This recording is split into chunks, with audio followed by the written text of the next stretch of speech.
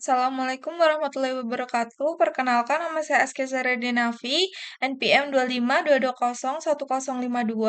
Saya dari Fakultas Kesehatan, Prodi S1 Keperawatan, Universitas Jenderal Ahmad Yani Yogyakarta.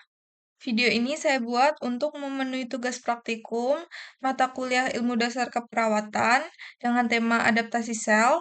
Saya akan menggambar 7 jenis adaptasi sel. Kemudian saya akan menjelaskan apa sih adaptasi sel itu dan bagaimana proses atau mekanisme terjadinya adaptasi sel tersebut.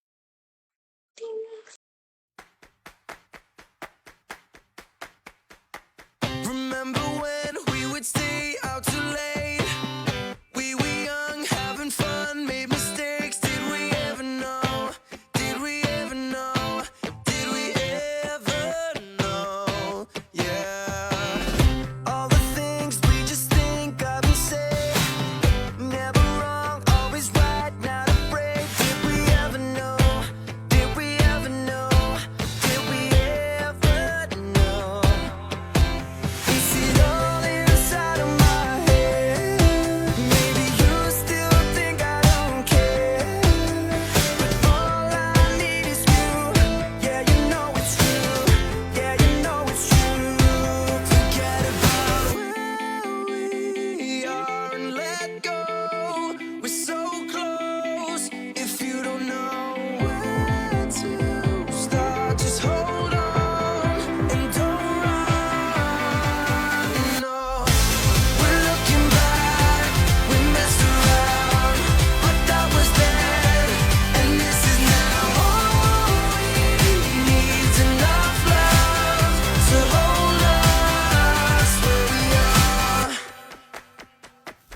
Summer days rushing by you and me makes it harder to see underneath. Did we ever know? Did we ever know? Did we ever know? Is it all inside of my head?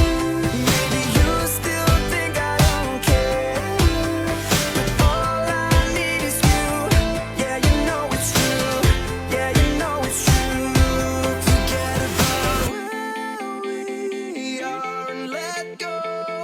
We're so close. If you don't know where to start, just hold on and don't run. No, we're looking back. We messed around, but that was then, and this is now. All we need's enough love to hold us where we are. But that was then, and this is now. All we need's enough love to hold us where we are. Where we are.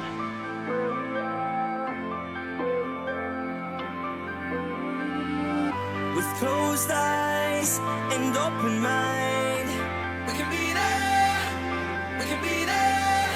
But this time, let's cross the line. Can you see it? Can you see it? Forget about where we are and let go. We're so close. If you don't know where to start, just hold on and don't run. No, we're looking back.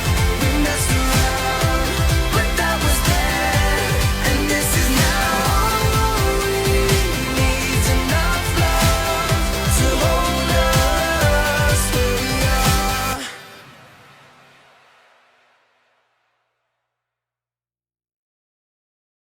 Yesterday, 2 hours later. Baik, kemudian saya akan menjelaskan macam-macam dari adaptasi sel yang sudah saya gambar. Yang pertama ada sel normal. Sel normal itu tampak satu lapisan sel dengan ukuran dan bentuk yang seragam. Kemudian tidak ada perubahan jumlah maupun ukuran sel. Yang kedua ada adaptasi sel atrofi. Adaptasi sel ini membuat ukuran sel menjadi lebih kecil dan tipis dibandingkan dengan sel normal karena berkurangnya rangsangan, nutrisi, atau penggunaan. Yang ketiga ada adaptasi sel hiperplasia. Adaptasi sel ini membuat selnya bertambah banyak. Jumlah selnya bertambah banyak dibandingkan dengan sel normal. Tetapi untuk ukurannya tetap sama, hanya jumlahnya yang bertambah.